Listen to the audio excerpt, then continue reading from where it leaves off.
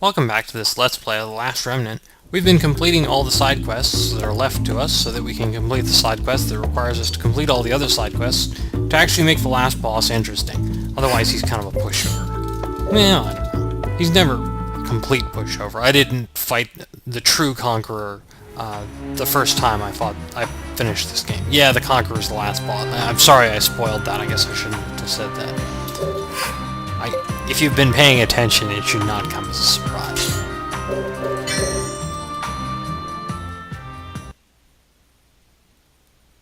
And Agent David wants us to go back out to Fornstrand with him to revisit old memories or something.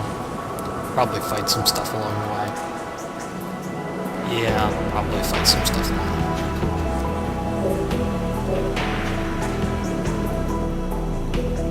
And he's looking for one of his old girlfriends who apparently, they were star-crossed lovers. She didn't know he was the, future Marquis of Athlone, blah, blah, blah, blah. I could really care less. This imp here, well, I'm not going to fight him now, but I'll fight him soon enough. There are two sort of unusual monsters that spawn while you're doing this quest, and you can either fight them here on the map, or you can fight them in the final battle.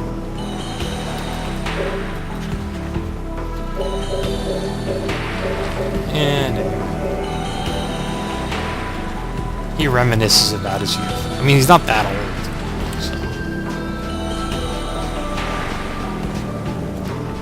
I would guess he's at most in his late 20s.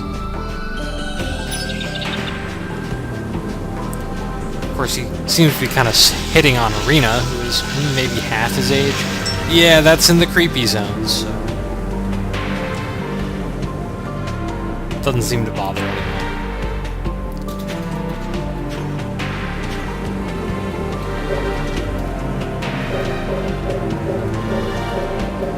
Anyway, his previous girlfriend ditched him, and he wants us to go investigate. The world's about to end, there's a big battle with the Conqueror coming, whatever. Let's deal with emotional baggage. I mean, with Mass Effect 2, they kind of lampshaded that by saying, well, we want everybody to be at clear conscience when we go into the suicide mission. And I guess that kind of makes sense. But yeah, the boss is a bug.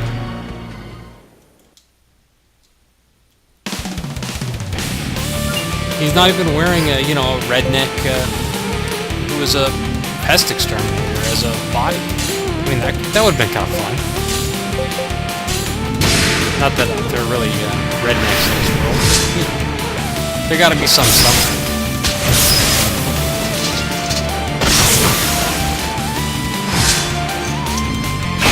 And Dharma here is the boss, but I'm guessing I'm gonna have to beat all the other two guys as well.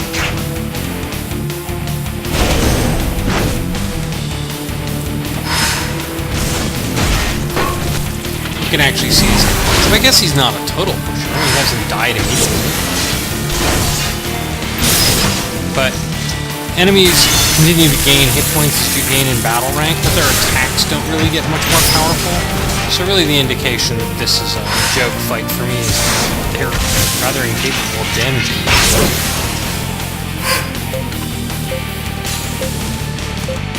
Though to a certain extent I would like to see a couple of my bigger attacks. I'll show off Cyclone Cream actually levels up really quickly, which is nice, because it costs money to use. But 24,000 damage for single targets. That gravity thrust there was one of the shard's abilities. I turned them on. I figure as long as Irina is using item attacks, Khrynia might as well be using something.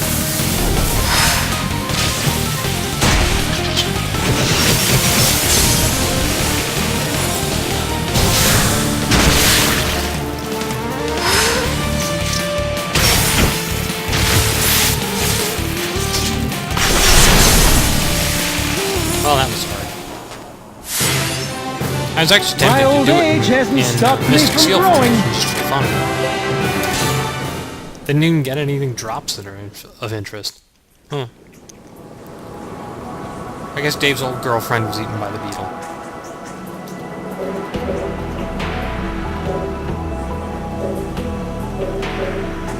Oh, I guess she died earlier. The Athlon was invaded, and he couldn't use the Gable because Celipole said no. Because they were being tools, I guess.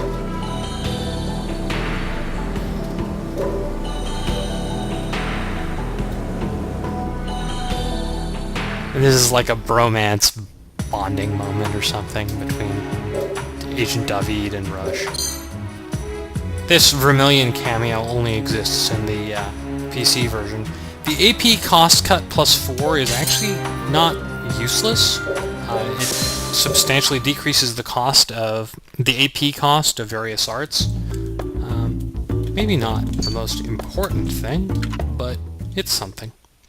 The next quest is like Ragu's quest, requires you to talk to a companion a whole bunch of times. In this case, it's Loki, who I've hired, and I guess I used him for a little while as a placeholder. But apparently he used to be a bandit, and you know, he was bad, and some little girl helped him out, and now he feels guilty about it. Alright, well. And he can tell you that a long time ago, but doesn't actually do anything until well into the game. I think you actually have to visit it in the vault. And there's a little girl here named Rhea, who apparently knew Loki.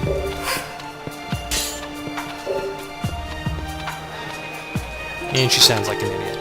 But now that we've talked to her, we can go back. And if we want to go talk to Loki again, well, he's not there. Yeah, he moved into the pub, because if you've got work to do, you go to the pub, and you drink your sorrows away instead of actually doing it yourself. Because he wants us to go pick some flowers for her. I mean, come on, be a man.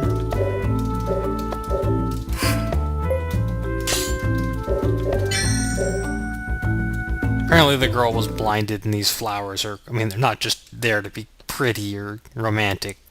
Again, that's really at the creepy zone. But they will restore her eyesight. And that initial pan there actually gives you a hint as to where you're looking. You'll see a little bit of a glint in the snow. I don't think any of the enemies we ever actually care about can spawn here while we're doing this quest. It'd be nice, because it starts you at the far exit where essentially all the important stuff goes on, but no.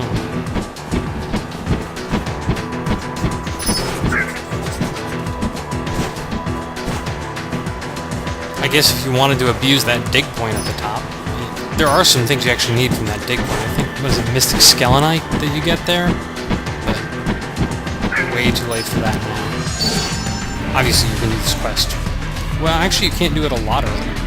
You can do it earlier. This little glint in the snow is what we're going for.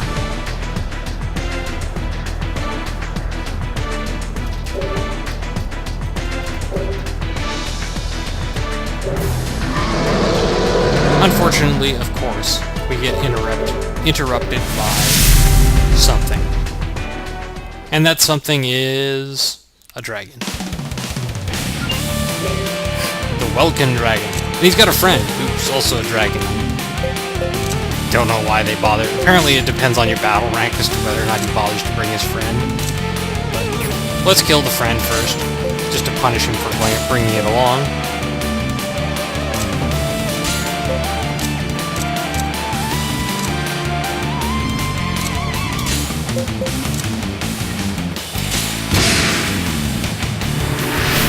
And we'll probably get intercepted along the way. Somebody will have to fight the dragon. I don't really care who it is.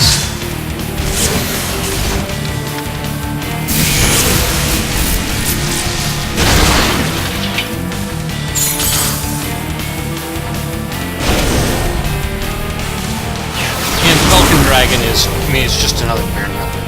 I don't think it actually gives the Burn Helper drops. This is, I think, one of the few situations in the game where you do actually fight two dragons at once. But, well, at this point, they're kind of a joke, so... I guess they're not a total joke. I mean, he hasn't died in one turn. And the Welcome Dragon is harder than the Dragon Dragon, but... not full.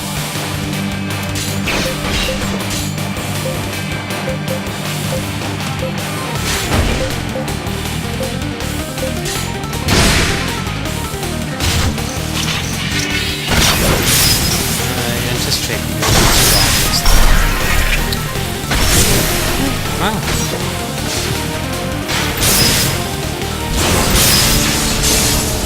Yeah, just in time to not give Wyngale his Mystic Arts practice.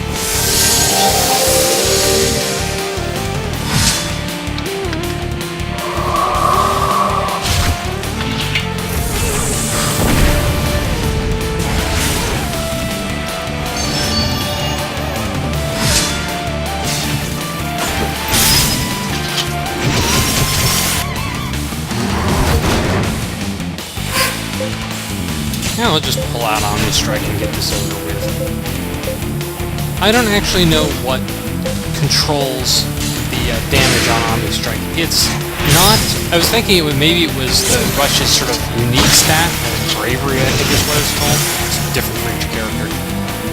But it does very little damage when he is affected by Mystic Seal formation, so it must be either his magic attack or his... weapon attack.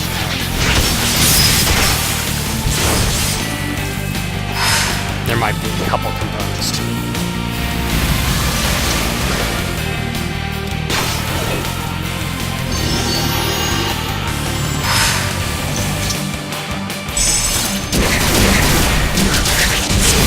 Needless to say, it does good damage. It's not the best damage I've seen. Glenys still using Sword Flash has done more. There's I don't still understand plenty of power left in these old Oh hey, some handy bristly dragon meat. I'm still waiting on, I think I still need another 12 of them or something, and they're such a pain to get because dragons spawn one at a time, other than that guy, and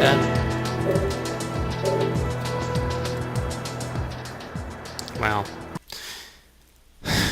you can spawn them in Crookfen and fight them, and I just don't care enough.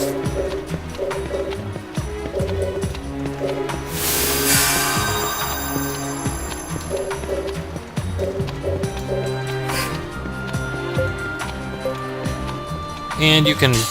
Loki asks you to lie about his current living status. And she doesn't believe you. Rush apparently is not a very convincing liar.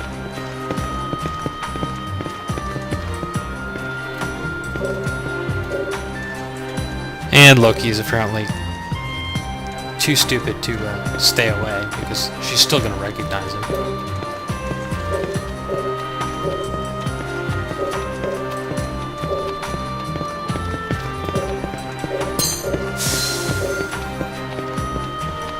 Alright, now that we're done with that, you know, Loki says he'll help out Rush some more. Actually, no, I'm going to kick him out of the party, because that's all we needed from him. And that's all we're going to be able to do in this episode. Next time, we'll continue. I think we might have 3 quests left, one of which is pretty quick. See you then!